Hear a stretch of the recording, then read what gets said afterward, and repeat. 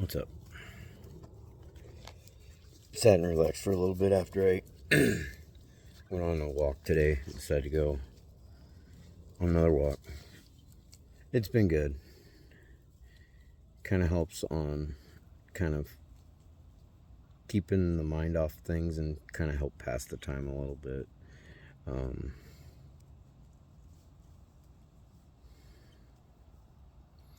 Something I kind of actually miss doing up at the mountain, but I've been enjoying taking and walking the trail around the golf course here. Keeping busy and just kind of enjoying some tunes while I'm walking.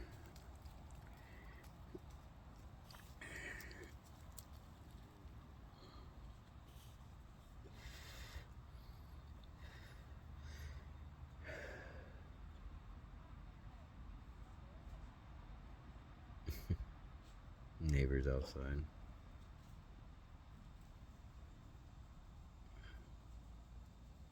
No, I'm just a little tired and all that stuff. I decided I was like, I'm going to stick to, going on my walks like I normally like to do when I can. And the fact that I'm here, might as well try and go as daily and as often as possible. It's not bad. It's nice. It's probably why I'm starting to get darker than I used to. I'm actually going outside. I mean, I don't know if this will show right, but yeah. You can definitely see the skin color difference there from, yeah.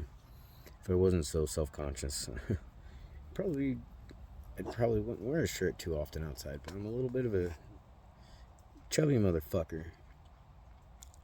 And plus, like, self-conscious about my tumors. As you can tell, I decided to go ahead and trim the beard up. I'm trying to make changes, trying to keep moving forward. I'm not just trying, I'm doing it. I have a feeling I'm going to have a couple speed bumps in my way here soon again, but I'm already focused forward. I'm just trying to cope with the depression, the anxiety, the stress, all that stuff that's been kind of going on from everything. But overall, I'm trying to keep focusing on moving past and rebuild my confidence again and try to keep in a positive main mindset. I know one of my downfall issues is I can be a little impatient. That kind of stems from my upbringing as a child. My mom and dad, especially my dad, he didn't like to repeat himself more than so many times when I was a kid, otherwise get in trouble type thing. It wasn't like bad trouble. It's not like my dad spanked us. I don't remember my dad ever spanking us. It was always my mom. But like with my mom, I couldn't joke with her without getting my ass beat. So I quit having that kind of personality trait around her. It was more or less just constant eggshells. I mean, yeah. So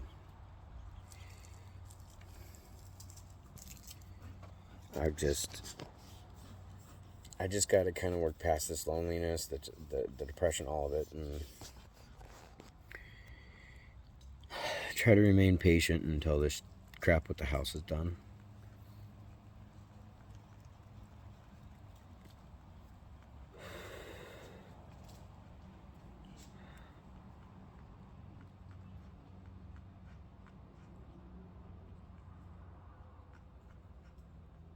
Yeah, there hasn't been a whole ton going on. I'm probably, other than going on that walk today and just trying to keep myself focused, distracted, sat and kind of jotted down, menu ideas and stuff, which will work out from, obviously I want everything on there to be completely organic and non-GMO, but it's a menu that'll work for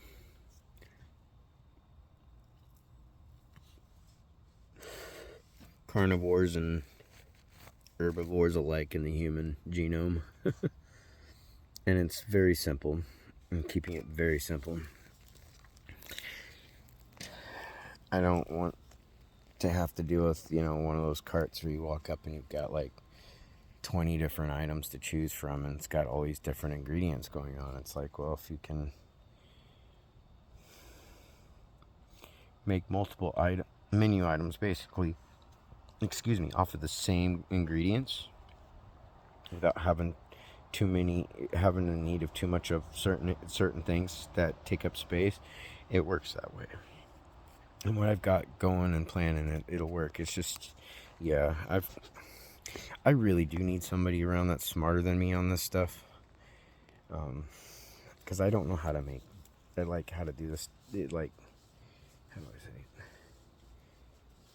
I want to get this off of paper, and I want to get this out of my head. I want to make it real. I don't want to fuck it up. I want to do it right.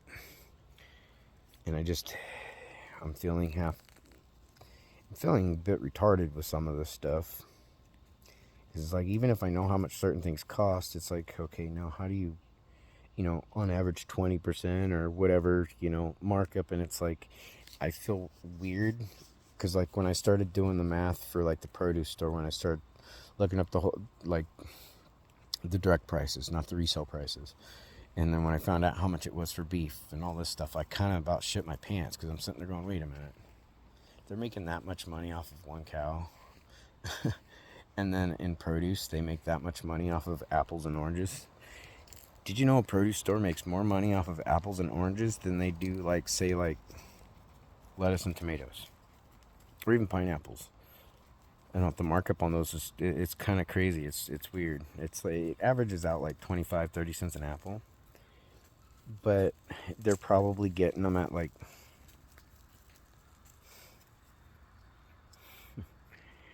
half that or less. So I mean, it's just kind of a surprise to see what the markup price difference are in that stuff.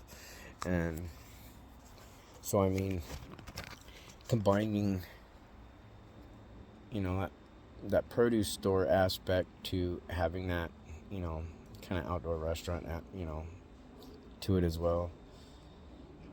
I guess I'm just, thinking out loud, but I would suspect the turnaround on that wouldn't be too bad, actually. I mean, yeah, I just don't see it being too bad, and it'd be something that'd be fun and I'd enjoy in between, because I thought that was a lot of fun, cooking for the bands at that event there at the Gambler. I wouldn't mind doing that again, cooking for people like that at concerts and other events. That was fun. It's just in that sense, if I was to do a menu for, like, say, special events like that, whoever the bands are that want to book me to cook for them, it's like, they might ask, well, what do you have on the menu? Well, what do you want on the menu? Because, I'm there to cook for you and serve for you during that.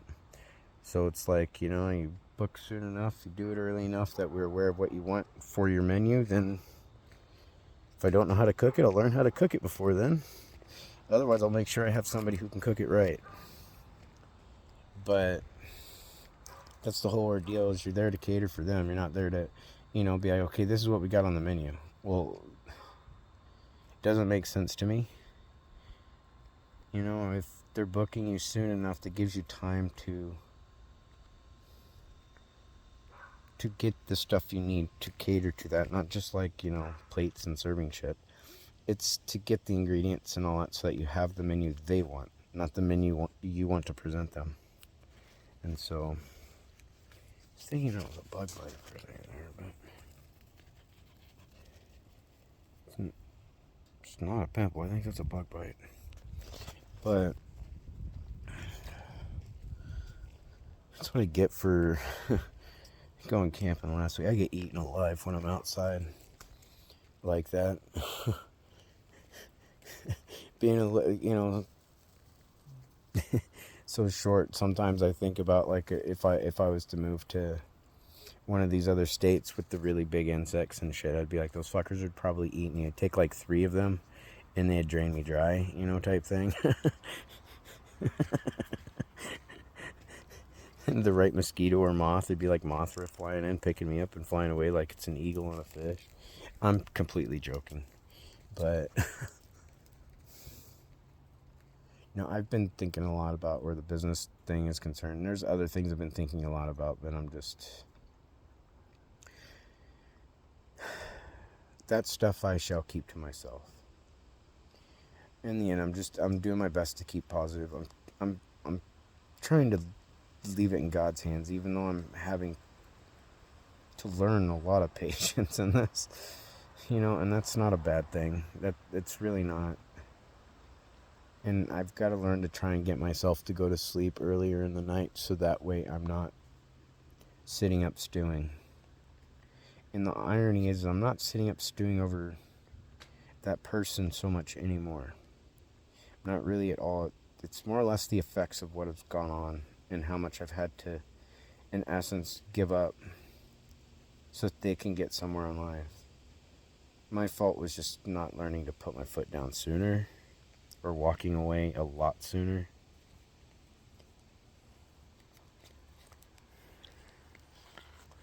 I know what to watch for in people like that now.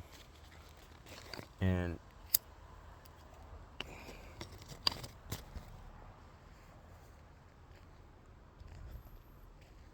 there might be some who might be really good at it, but I'm already, even amongst friends, stuff like that, I'm getting to the point I'm not taking the bait anymore. Or I've begun questioning the intent behind it all.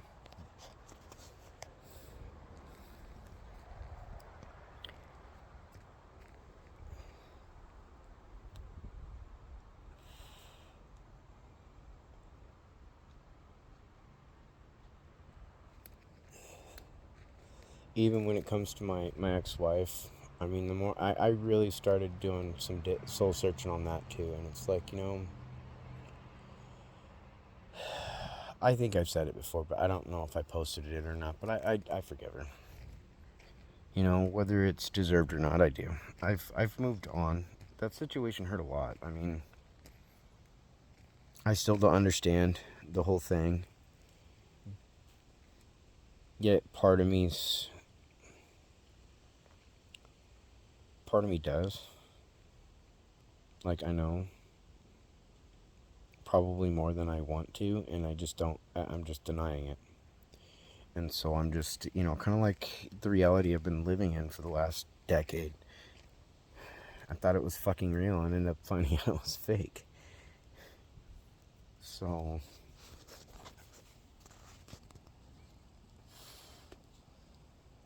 I figured, the people who are making plans to drop around, depending on who they are, if I don't just walk away and leave. So obviously I can't drive somewhere, but I will walk and leave to go somewhere. Anybody who starts to go to contact me that I don't really want contacting me, they'll find out soon enough. I'm pretty well done. And I'm not out to be manipulated anymore or used. When the closest people to me did the things that they did to me over the last few years, it's caused me to have a level of question towards anybody else within my vicinity of people that I've known for a long time. And some may not realize that.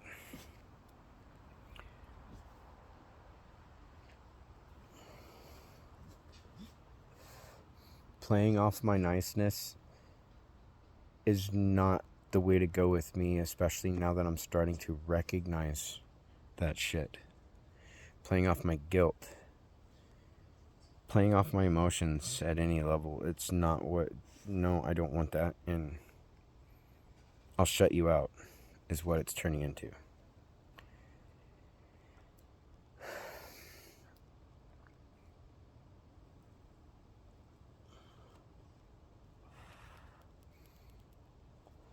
Some people don't realize too that my new email isn't connected to any of my social medias too. So that way, for those who are looking for that, it's not connected to any of my social media. There's this thing where you make dummy emails so you can make new accounts, especially when you don't want somebody to be hunting you down. Yeah, I can give you my new email if you want, but are you gonna find my new my social media account on Twitter or anything? No, you're not. The email that I have for this is my old email when it comes to my YouTube. I maintain it because of my YouTube, and it's one of my older channels. I have another one that I originally started and then just didn't go anywhere with. And then I got this one and another one. But I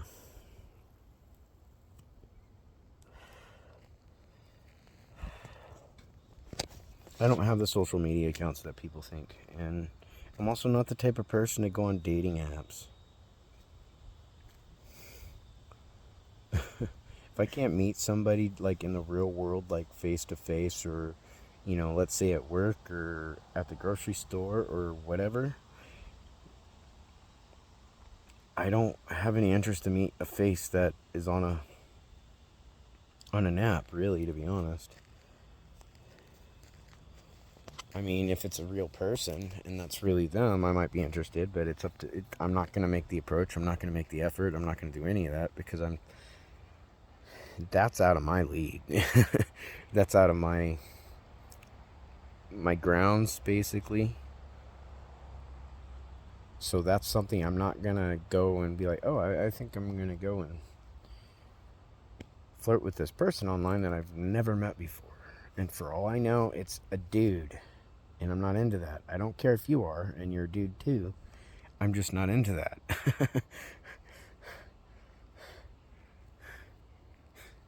I'm born into the all El Natural taco. That's what I like. Nothing modified, nothing, I should say nothing, no GMOs, purely organic. I'm trying to be humorous about it without being offensive.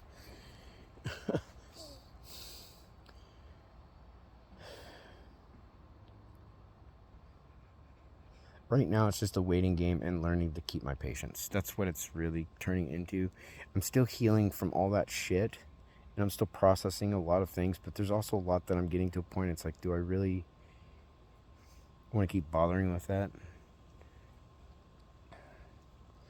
So my primary focus, as I was saying earlier, is not just my business and all that, and bettering myself as a person and trying to deal with some of my personality flaws that I have, that I've been dealing with, and even get some of my habits under control, and if anything, be able to get rid of them. But I still have hopes to eventually have a family.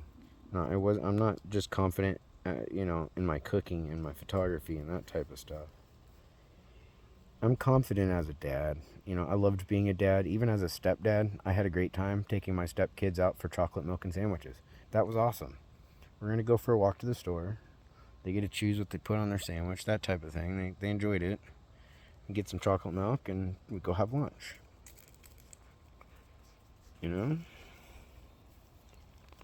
So, I mean, I enjoyed being I enjoyed being a dad, plain and simple. I didn't care if it was to my own kids or to stepkids. I had a period of time in my life where I tried to avoid kids because I knew my patience wasn't the best, and they don't need to be around somebody who isn't on the top of their game, I guess you could say, in that sense, when it comes to dealing with kids. I've never not liked kids and never hated kids. I didn't want to take on another life that I wasn't able to take care of, and had to leave it on somebody else, in essence, to say. I raised my younger son, and I did a lot of that with limited help. I went right back to work. I did what I was doing what I needed to do. It's just this time around, I want to build something that is generational and not something that dies with me. I want something that my family can inherit in the long run. When it comes to my two older boys, they're both adults. And I've got to leave it on their plate for what bullshit they're responsible for to deal with. If they don't, it's on them. No grudges and no hate or anything like that towards them at this point. There's just none of that. I've missed my kids. I love my kids. I got hurt pretty bad by them. But I'm not going to take responsibility for their actions. I've got to take responsibility for mine. I've got to make some changes in my life that is going to be good. And I feel like I'm running out of time on a lot of things. I'm getting older. And with my NF2 and even my Asperger's, it worries me. My Asperger's is what causes me to worry a little bit more. And then hyperfocus and catastrophize stuff. So something might not be so bad, but because I start to catastrophize things, I can blow it up in my head 10 times worse than what it really is. And I think that's one of those things where it's like, I got to figure out how to back that part of my brain up.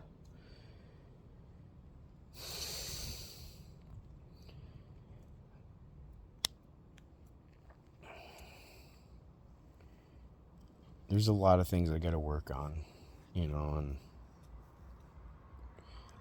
I think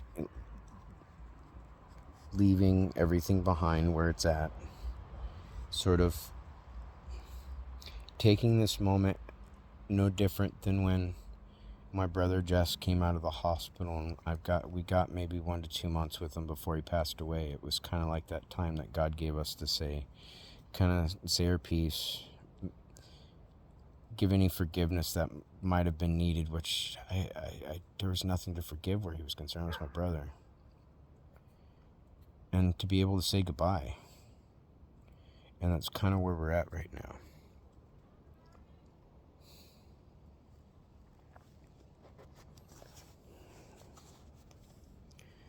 So, anyways, I've carried this little evening ramble on for over 20 minutes. I don't want to talk your guys' ear off for, ever like I normally do. I'm going to try and make it an early night tonight. It's like I was starting to get on a schedule camping, but I had a lot of anxiety. I still got a lot of anxiety.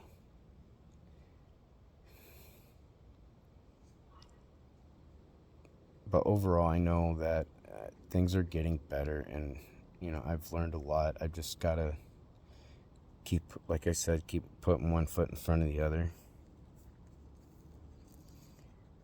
Because I'm done with all the shit. I'm done with the hatred that I've had to deal with. I'm done with all the anger, even within myself. And I just want to deal with this pain and this hurt that I've been dealing with, not just physically from the NF, but also psychologically and emotionally and even spiritually from all the shit I've had to deal with since my childhood. So